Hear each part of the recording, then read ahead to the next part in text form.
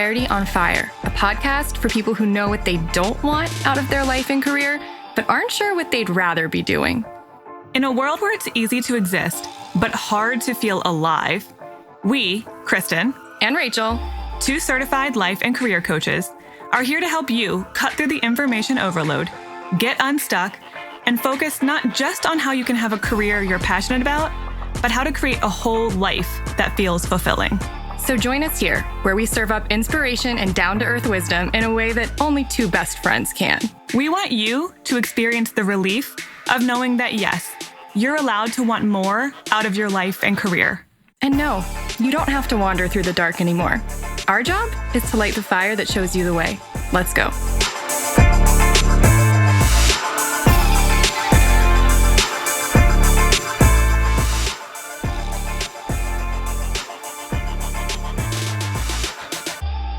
So, based on the title of this episode, I know that people are freaking out and they are leaning in.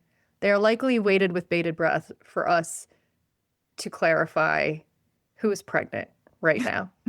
It could go either way. It could go either way. But I am thrilled to report that it's not me who is pregnant this time. It could have been. The timing is not unfortunately, undoable, but it would have been a lot. It's actually so normal. Yeah. Not to detract from your news, but yes, he would just have a sibling who's 2 years younger than him, which is literally the most normal thing. And I can't imagine that being the case. So I'm so thrilled to report that's not the case. Not me, the reason that we're going on hiatus. So actually, I have my own update that has nothing to do with having a child. We're going on hiatus for both of our sakes, but we are. But your news takes top billing, which is only right. Am I the headliner today? You are the headliner. I am, but your opening act, or maybe your closing act, I guess. I don't know. Yeah, okay, so we're going to give people more information, of course. We'll give them the tea on this. But let's pause for a second and let them guess if you're having a boy or a girl. Let's let them see if they're right. If where only I this was so wrong. A live hangout where we could have people type in and we could see how many people are right or wrong. I will hint, almost everyone was wrong. I've never been more wrong in my life about a gender prediction. So, okay. Only one person in my life was right. And he's been lording it over everyone. Actually, my dad and Brian were both right as well. However, I only think that they guessed that because it was the opposite of what I guessed. I don't believe they guessed that from their own intuition. I think they just like being contrary. Contrary? Mm-hmm. Yeah. So anyway, okay, go ahead. Tell them all of the details. Okay. So we will get to the gender. Are we having a mini gender reveal? We are. This is the only gender reveal you're having is on this podcast. We didn't have a real gender reveal, so I guess we'll give it a little suspense here. As of the time of recording, I just passed the 16-week mark. So we're into the 4th month or past the 4th. I don't know how that works. Technically, I would say you're not in the 4th month until you're at your due date number. Do you know what I'm saying? Like when you're at like the 28th of the month or whatever, then you've got 4 months under your belt. But no one in pregnancy measures by month. That's only something that people do in movies and TV. And if they've never been pregnant before, they'll ask you how many months along you are. And if you've been pregnant, you're like, we only measure in weeks. I don't know what to tell you. I know. Most people are probably like, why are we talking about weeks if you haven't been pregnant or if that's not familiar to you? So I was trying to figure out the months, but nobody talks in months. No. And by the time this airs, I'll have passed the 20-week mark. Yeah, you'll be halfway by the time that people are hearing Over this, halfway. which is wild. That's crazy. So for those of you who have been paying attention, we have given some updates along. I'm not expecting everyone listening to have heard every single episode, so you may or may not know. But they probably heard the first episode that we came back from the hiatus back in September, where you talked about your struggles with fertility. It's been a long road for me. Very long. With a lot of grief, a lot of early losses. And as you might imagine, it was a very anxiety-producing first trimester. Wondering, oh God, are we doing this again? Or is this going to be different this time? I will say maybe the only benefit of having a long struggle with, well, I say long, some people have had like a decade struggle I with don't think you should fertility, diminish it. Like it but was it like felt long. multiple years. It was Yeah, multiple years. it was over 2 years.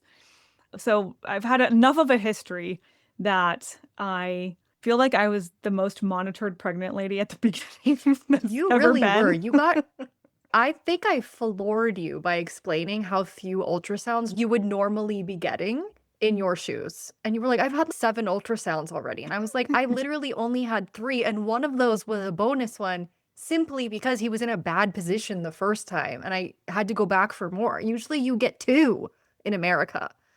And you It's were, just crazy to me. yeah, it's kind of nuts. So I will say that I had always heard those stories of you surrender in some way, shape, or form, and then the miracle happens at the last minute. Hmm. And it actually always made me roll my eyes because I'm like, Yeah. yeah, okay. Like, that sounds lovely, but it just pisses me off actually to hear that. Yeah. And It just then, makes you want to flip people the bird. right, of course, because it annoyed me so much, of course, it had to happen to me It turned out in to its be own true. way. Yeah. So I did not want to do IVF. So I resisted for 2 years. Again, we weren't having trouble getting pregnant. So it felt to me like, do we really need that? But we went to a fertility doctor. Actually, we went to a couple. And I think I explained the second one we went to was fantastic. We just had a really great rapport right off the bat. Loved her. And she was explaining that essentially the reason we would have done it is to make sure that it was a healthy embryo, because that was seemingly the problem, was we weren't getting a healthy enough one to develop. So I really didn't want to. I just was dreading going through all the shots and all the procedures and all of the hormones. And I was going to do it. I was going to just bite the bullet and do what needed to be done. Plenty of women have done it before. It's not fun, but it's perfectly doable. It would have been worth it. We were planning to get started in January because I just wanted to get through the rest of the year. I wanted to get through the holidays. I just didn't want to have to be injecting myself with stuff during Christmas and all of that.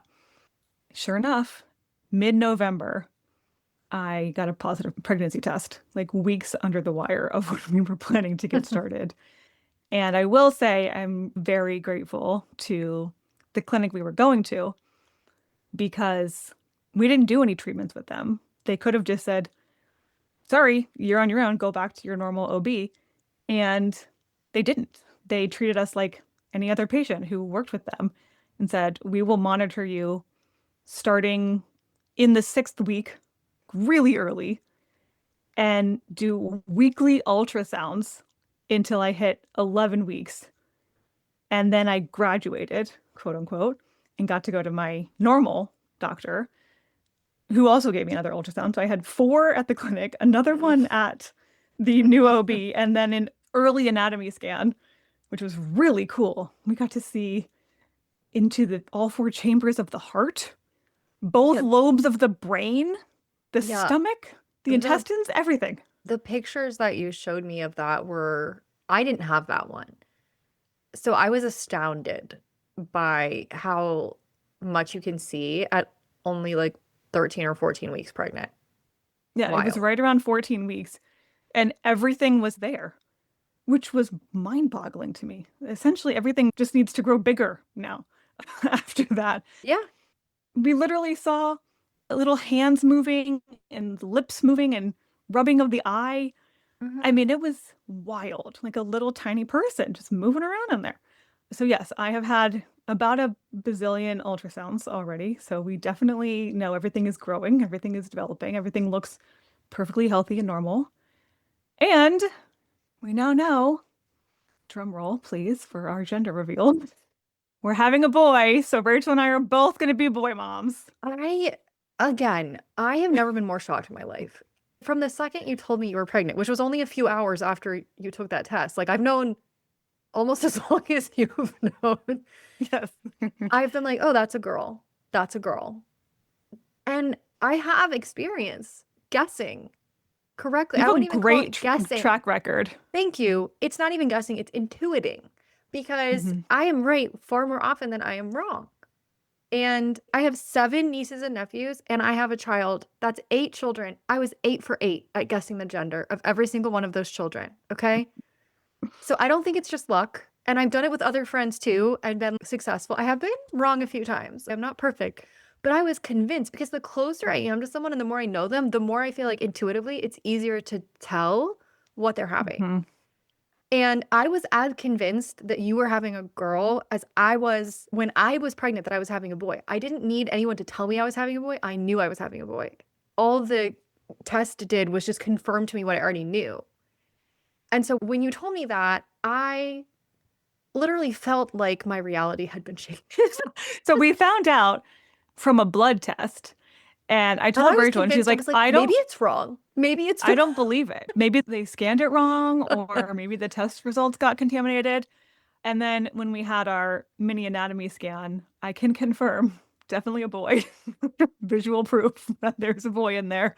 So it's not a wrong blood test, but it is shocking. Everyone in my family, pretty much every friend we told before we found out the gender, were all convinced it was a girl. People were referring to she, like, oh, when she's born, blah, blah, blah. I mean, just in conversation because it was so obvious. Yes. So this little guy, he's a little jokester.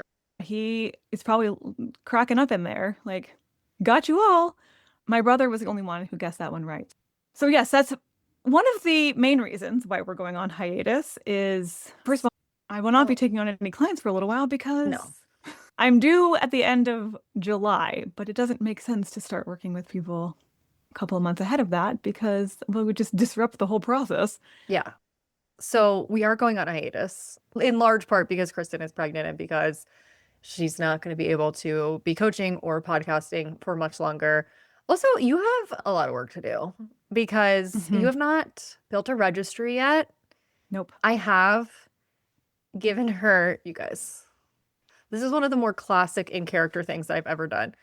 I created, it is 15 pages at least and counting, guide to creating a baby registry. Not how to do it. That's not hard. The technical part of it. The what to put on it.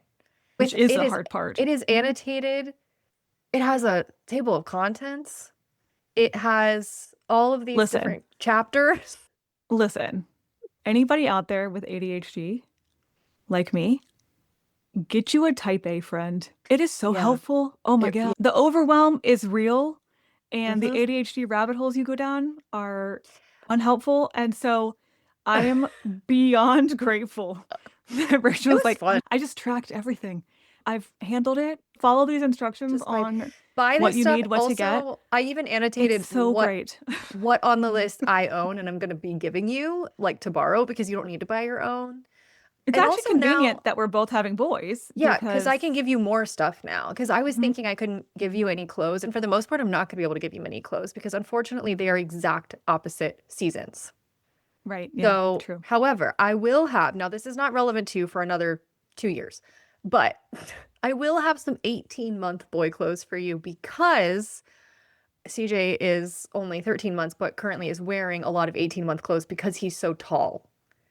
And I have a feeling that you will have a baby who is not necessarily the tallest in his class. No, it's not getting tall genes from either side of the family. Right. So because of that, I think that he actually will fit into 18-month clothes when he's around actually 18 months. So I have like snowsuits, snow boots. Oh, that's great. Sweaters, pants, like I have that kind of stuff. So you actually are going to get that eventually. But I cannot help you with newborn clothes for a child born in the height of summer. No, I cannot help you with that. That's okay. Because picking out clothes is the fun part. Picking out all the other stuff is the stressful part, which you have already given me wonderful detailed instructions on what I will actually need. Birth plan document you can have. I have also started, this is news to her, I've also started a feeding babies guide for you, solid foods. I've started to create a recipe guide of like, this is what you need when they're like 5 to 6 months old when you're first introducing them to food. And here are some things you can start feeding them once they have more teeth. Because I'm like, it was so stressful imagining what, before they get to the place where like I have a baby now who I can just give him a version of what I'm eating and he can eat it. He can fully eat meat with his little chompers, you know? But before that, there's this awkward phase where they need to eat a lot, but you have to make them different food than you're eating, and you have to prepare it differently, and you don't know what they're gonna like. So I just started making you a list of recipes, and I'm breaking it down by meal type and age. No. Again, I mean, do you want to build like a side business for resources for new moms? Because I feel like you have all the material. Maybe I should charge for these things. I'm just build a website and charge $3 and just let people download my extensive baby registry guide. But it's so personal too, because I know you and I know what you would want and what you wouldn't want and what would matter to you and what wouldn't matter to you. I don't know that I could do that for anybody. But I know you well enough to be able to do that. And it's also so helpful to be able to take all of this knowledge that I've had no choice but to gain and actually give it to somebody else other than myself. Yeah. Well, and I just found out that a family friend of ours is about 7 or 8 weeks behind me. Oh, so nice. I will spread all of the resources and we can pass it on.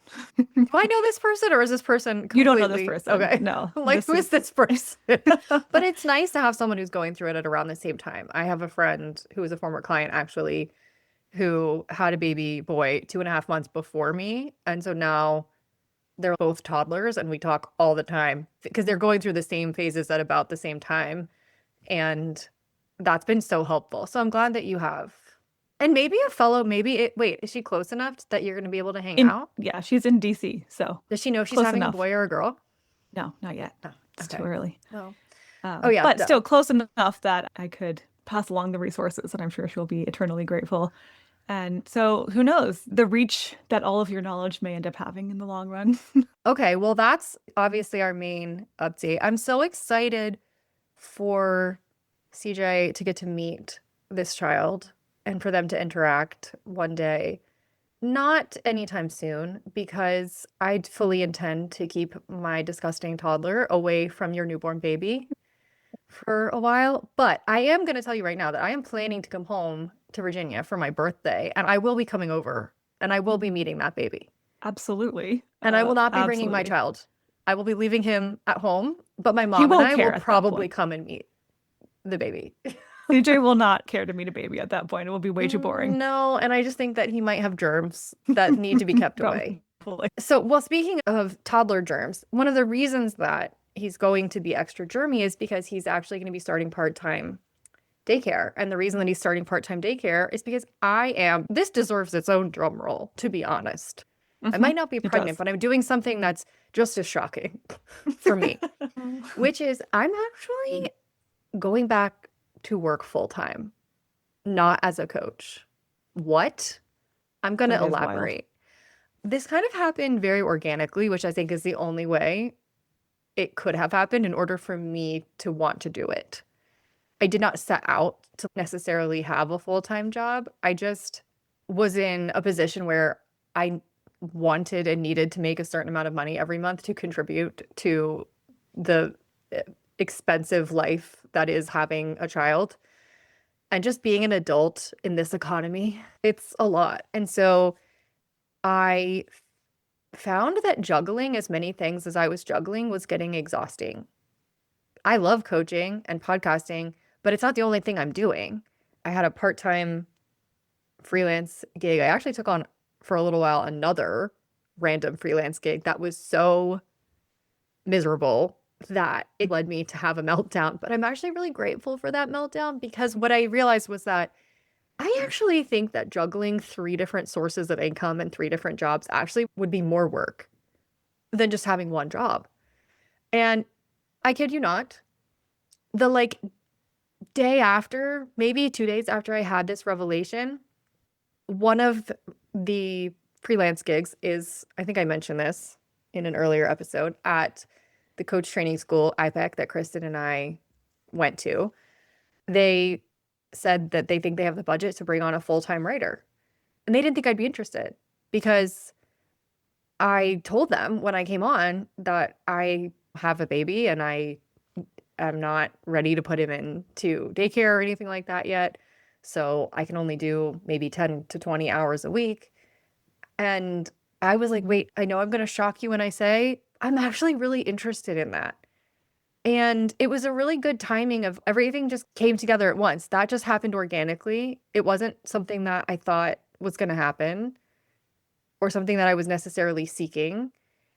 And it aligned really well with my burnout of juggling too many things. And it also aligned really well with my kid's development because as soon as he could walk, I was like, oh my God, I don't think that I am fully capable of entertaining this child and stimulating him to the degree that he desires and needs stimulation.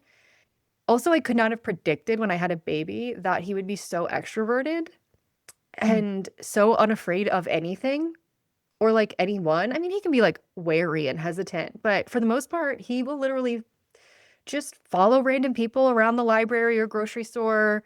He's very friendly. He just runs up to other kids. Whenever he sees a kid, he's so excited. He's just thrilled to see any other child ever.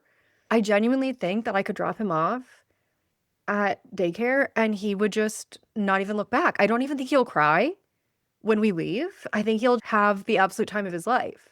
And I couldn't have guessed that, which is one of the reasons why I personally felt like, oh, I would not be open to that. When I was pregnant, I was like, I would not be open to that until he's like at least 2.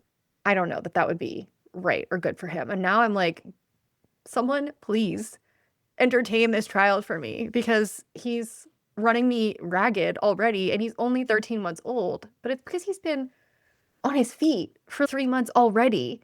And, the moment he started walking, he was walking for like a week and then he was just running and everywhere. then he was running. And then he hasn't stopped since then. I've never seen a kid go from crawling to walking to running that fast and then just not stopping. When he started walking, some babies are fully 6 months older than him and still crawling. I think that was me. Yeah, that was definitely me as well. I was not eager to be that active. Yeah, my mom says she doesn't think I walked till I was like 15 or 16 months old, which is actually very normal for some babies. Not this one.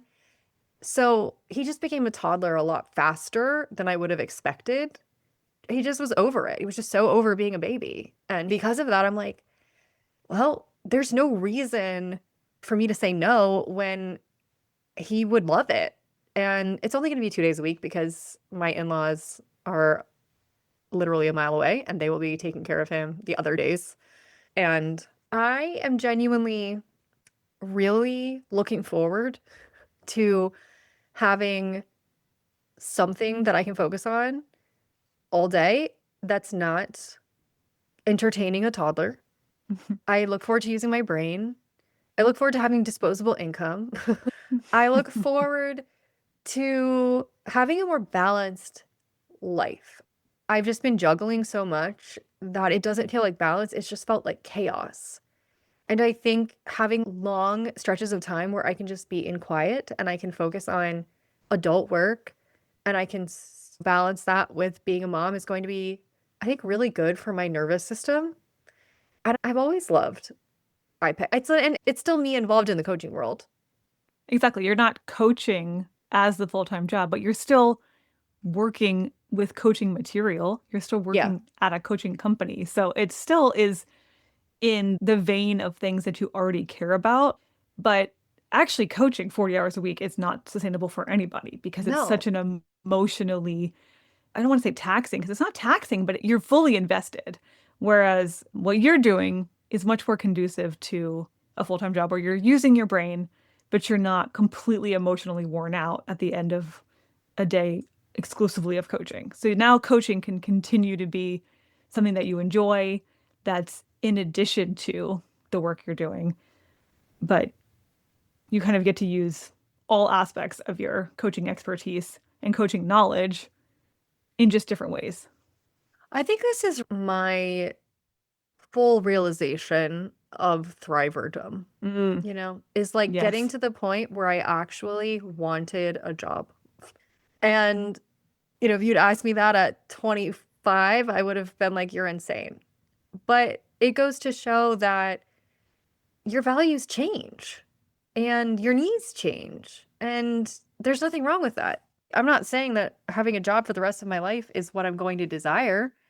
But for now, it really fits in well with my needs and my desires. And I am really thankful that something just came up when I came to the realization that something needed to change. It was very synchronous the way that it came about, as it is. This is kind of how this is how it always happens. In every normal person interview, this is the theme, right? However, none of that means that I am quitting coaching. We won't be podcasting, obviously, because we will be on hiatus. Kristen will be on maternity leave starting in July. And then by the time it would even make sense for her to consider coming back, quote unquote, it will be the holiday season. And we're not going to start back up doing anything in November. So all of that is to say, you will not be hearing from us in a podcast sense until at least 2027. And honestly, I can't say anything more than that. There's nothing else I could possibly say or promise, because as I know very well, and Kristen is about to find out, you don't really know who you're going to be after you have a baby. You don't know what you're going to care about. You don't know what your desires are going to be. You're going to surprise yourself. Who your kid is going to be and what they're going to need. Like that you makes just said, a huge difference. Like you don't know who your kid is going to be, and you think you know, and you think you have an idea of what you're going to want for them, and then you're going to meet them and get to know their personality, and you're going to have to adjust to the child you actually receive. And so Kristen doesn't know shit, because no one knows shit before they actually have a child and meet that child and then get to know that child over the course of the next 18 plus years. So for the rest of my life. Exactly, for the rest of your life. So all of that said, the only thing we can say is we definitely won't be podcasting for the rest of 2026. And anything after that, I cannot even allude to or promise, because I can't make any promises, because we would be making promises on behalf of people, especially Kristen, that she doesn't even know. You don't know who that lady is. You haven't met her yet. I don't know who I am on the other side of this, and I don't even know who the person that I'm growing is. And so there's a lot of figuring out to be done on the other side of this. And so Kristen will not be coaching. I mean, she'll be coaching the people that she is currently coaching and wrapping up any coaching that she's doing before she officially goes on maternity leave. However, I will not be stopping my work as a coach. It's just going to be in addition to my full-time job, which means, as you can imagine, my space for said coaching sessions is going to be very limited, because I'm going to have to do it during a lunch hour or in the evenings, which is not necessarily a problem, but it just means I have to be really mindful of how many clients that I can work with at any given time, which is why when we did a coaching enrollment, we really meant it when we said, we have limitations and we can only take on so many people. That said, if you are potentially an old client who wants to work with me, just email me. Or if you're new, you can absolutely fill out a coaching form on our one-on-one coaching page, and I can let you know what my availability looks like. And I know I will have some the rest of 2026. It's just a matter of making sure that I'm balancing that and I'm not taking on too much at any given time. But I still love coaching. I've never gotten to a point where I wanted to stop coaching forever. I would actually be really sad if I didn't have coaching clients at any given time, even if it's just a handful a month, because I don't want to lose my skills. Like I've spent 14 years honing this expertise, and I would not want to lose that. I like keeping myself sharp. I like doing the work. I also think that it makes me more of an asset if I'm working for a coaching organization as my full-time job. You have a lot of street cred when you're like, I've been doing this. This is not a theory for me. This is a reality. This is something I've actually been doing as a craft and as a profession for 14 years. I know what I'm talking about. I can write about it very well. So anyway, I will still be around. I will still be coaching. So don't think that just because we're not podcasting that we don't exist anymore. We're still here. I'm still here. Particularly, I'm still here. And I will be back, because like Rachel said, I can't imagine a time where I don't want to be doing some coaching. It continues to be one of the most satisfying and fulfilling things that I do. I can't see that changing. I'm just not taking on new people for a little while, because frankly, I don't want to disrupt your process as a coaching client. I don't want to have to stop in the middle and make you wait multiple months. I'd rather finish up with the people I have now and then get restarted, possibly sometime in 2027. But so this is not to say just because we can't tell you when you'll hear back from us in a podcasting sense at this moment, it doesn't mean Clarity on Fire is No longer. disappearing or something. Doesn't mean our whole business is going on hiatus. It just means our podcast is going on hiatus for a while. But I mean, you won't really be getting many emails from us in that time, I don't think. Maybe we'll send an update email or two here or there just for fun. However, you should definitely follow us on Instagram. I mean, at Clarity on Fire. That would require me to actually log in to that account more often than I remember to do. But you can definitely follow our personal accounts too, if you want to, so that you can see updates and potentially pictures.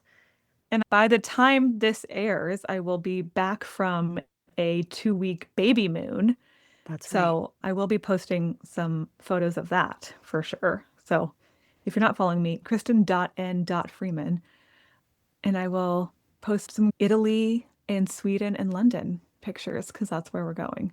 Yeah. In reverse order, actually. We're starting in London, then going to Sweden, and then going to Italy, which will be really fun to pack for because I'm going from freezing cold to like lovely springtime, all while I will have a growing bump. So I need stretchy clothes that can go through multiple seasons. You're in like that really awkward phase where you don't really have a bump. You just look like you ate a really big cheeseburger for lunch. Yeah, I just feel kind of thick. Yeah. But I don't have a defined bump yet.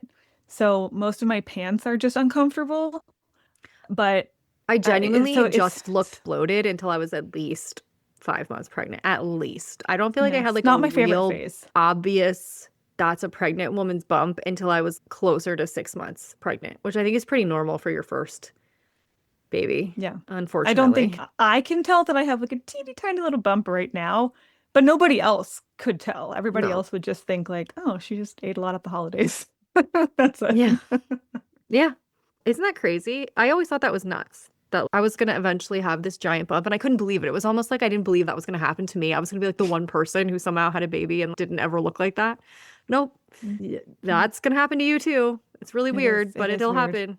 I'm kind of glad that I'm going to have a summer baby though. So much easier to dress for that. Long, flowy dresses and flip-flops and not have to try to wear pants at all if I don't want to. I was wearing my husband's sweaters by the end because I could not fit into anything else.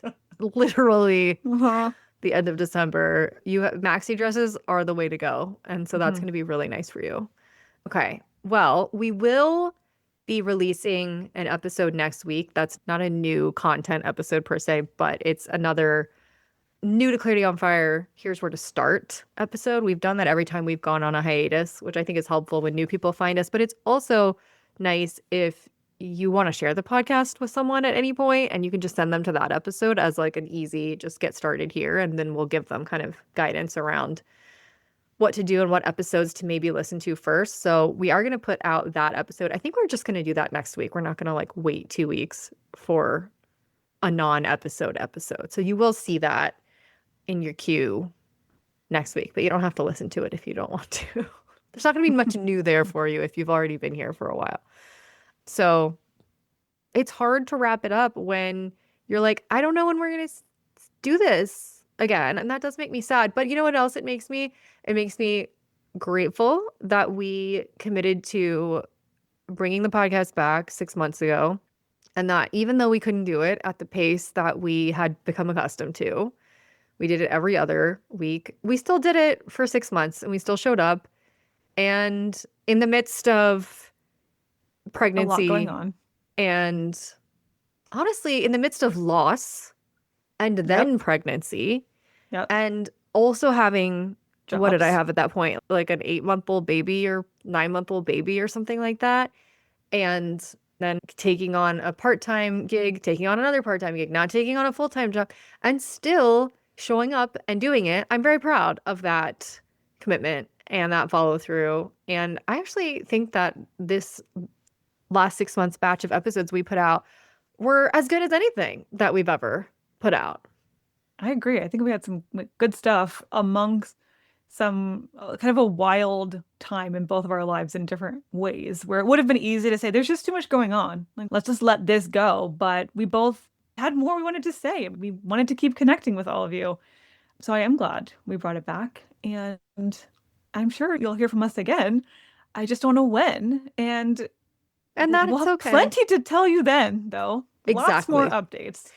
That's a good point, is that one of the reasons that I think the quality of what we were able to produce was, to my standards, at least, it was high to my standards, and I have pretty high standards, was because of the hiatus, was because I had all of this time to marinate, and we had all these ideas we were able to have. And that doesn't happen if you don't have off times, if you don't have down times, if you don't let things just lie for a while. So I'm excited for that next iteration, because we're going to have literally 9 months at least from the time you guys are hearing this to allow our ideas to percolate and to see what new things we have to say. And then I know eventually we will have plenty more to say. I hope you can endure the wait, but also at this point, I don't even remember every episode we've put out. And it's like over 400. So it's not like there isn't old podcast episodes to go back to and entertain yourself with if you're in need of just some Rachel in your life. And who can blame you? Okay, well, wish Kristen luck, everyone, going through the second and third trimesters and labor and delivery. Wish her luck that is speedy, not too speedy, but just speedy enough. And here's my wish for you, that you go into labor and then you have a baby the same day. God, that's my wish for you. I hope that for me. I know that was not your experience. I just really hope that for you. Yeah, that it's ideal. Not a long and arduous process. But you never know. You don't get to pick these things. You don't know what your body is going to do. So it's going to do what it's going to do. But I just hope that that's something that you get to experience, is the easiest labor and delivery experience rather than a complicated long one. So, okay. Leave us comments. Obviously, if you guys would like to send Kristen any congrats, you could always leave a comment on this episode. Or wisdom. Link. Any other Yeah. moms who want to share their wisdom. One of the few perks of being one of the last of your friends to have a baby is that you get all the collective wisdom. So I'm taking it all in. So if you have any tips for me, I'll take them. Okay. Well, we will see you when we see you. I will leave our Instagram stuff in the show notes. Anything you need to know, you can always find in the show notes, and a link to where this episode lives on our site, so that if you wanted to leave a comment, you can. Okay, well, we will see you maybe in 2027. I'll just say bye for now. Bye for now. Bye.